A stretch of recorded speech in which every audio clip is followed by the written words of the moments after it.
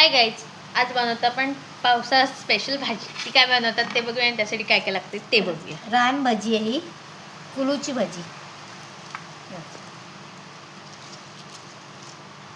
आता आपण हे जे एक एक असं काढून घेऊया, कारण ह्याच्या आतमध्ये ना माती असते खूप. ठीक आहे, अशी म्हणजे एक एक मोकळं करायचं.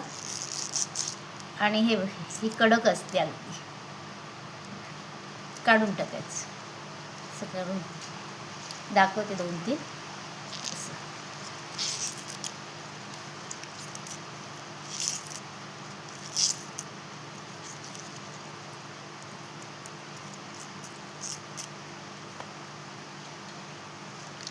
बस.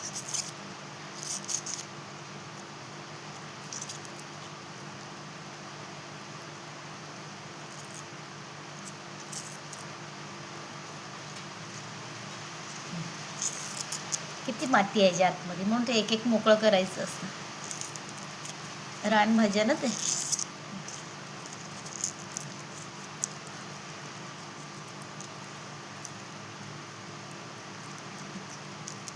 आता आजचीच आपण सर्व साफ करून घेऊया. ही इथे आता आपण तिला साफ करून घेतलेले बघू शकता तुम्ही. आता धुवून घेते स्वच्छ. किती घाण येते, आता स्वच्छ धुवून घेते ते. हे असं काढले बघ, दाखव. हे बघा, असे काढून घेतलेले आहेत. त्याला आपल्याला 2 ते 3 पाण्यामध्ये धुवायचे.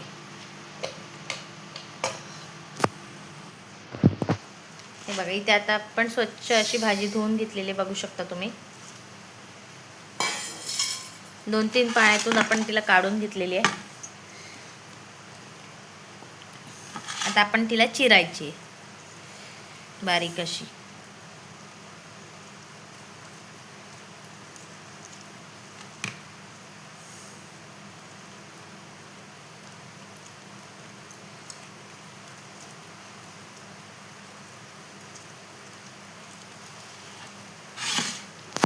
तर थोडंसं हे बघा, इथे आपण थोडंसं हे पाटचे डेट आहेत ना, ते कापून घेतोय.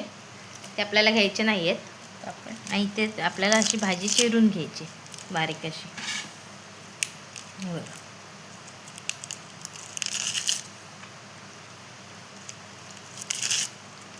पालेभाजी कशी आपण चिरून घेतो बारीक अशी, तशी आपल्याला चिरून घ्यायची तिला पण.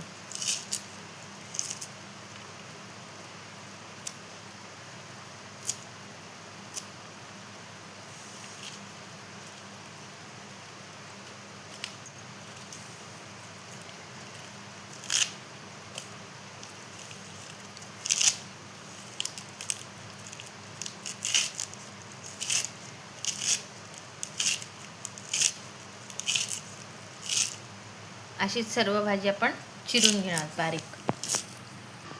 बघा, इथे आपली भाजी चिरून झालेली आहे बारीक अशी, बघू शकता मस्त वेगळी. ते इथे बाकीचं पण आपण चिरून कापून घेतलेलं आहे. इथे आपण कांदा चिरून घेतलेला आहे, मिरची कापून घेतलेली आहे, थोडंसं लसूण घेतलं आणि खोबरं घेतलं ओलं. आता आपण फोडणीची तयारी करूया. आता आपण इथे कढई तापवायला ठेवली, त्यात आपण तेल तापवून घेतलेलं आहे. जिरं घालूया. ह्यात आपण टाकतो तर जिरं,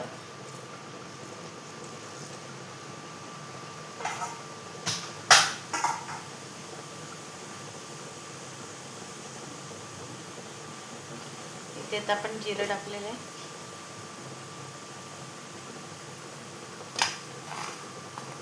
आता आपण त्यात टाकूया लसूणच्या पाकळ्या चेचून घेतल्या.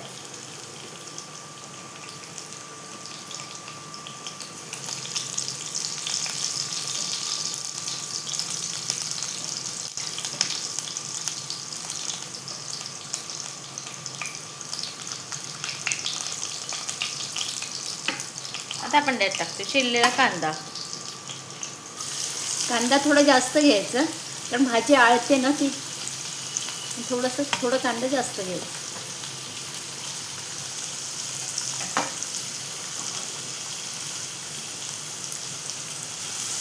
कांदा आपल्याला नरम करून घ्यायची.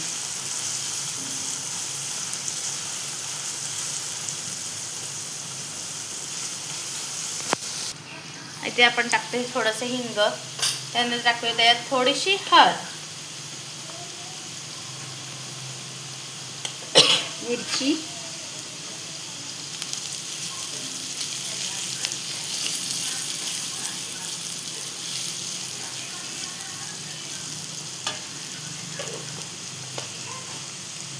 ह्या ज्या भाज्या असतात ना त्या पावसातच येतात, रानभाज्या आहेत ह्या.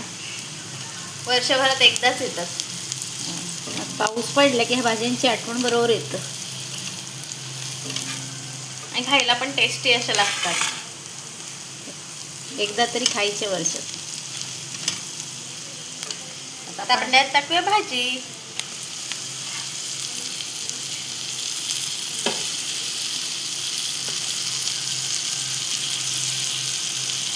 आता भाजी बघताना अशी भरपूर वाटते, मग ती नंतर आयल मग ती कमी कमी होत जाईल.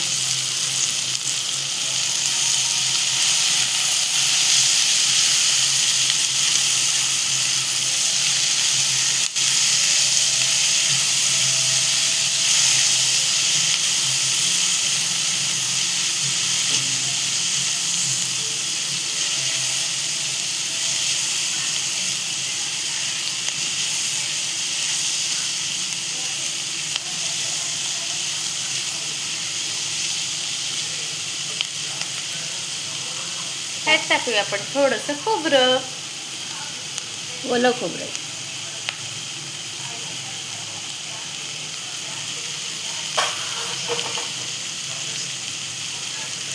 आणि आता चवीनुसार मीठ. मीठ अजून ती आळणार आहे. तुम्हाला मुगाची डाळ पाहिजे असेल तर टाकू शकता. काय आपण मुगाची डाळ टाकली नाही, अशीच केली.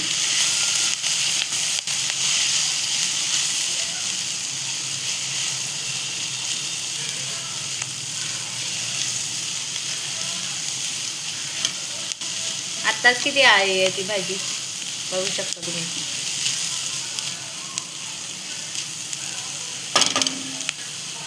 ती शिजायला लागते.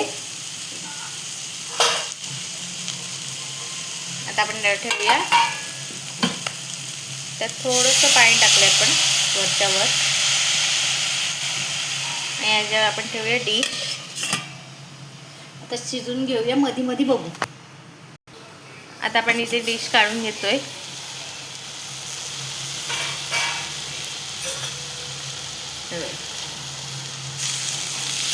भाजी आवळून किती खुशी झाली बघा.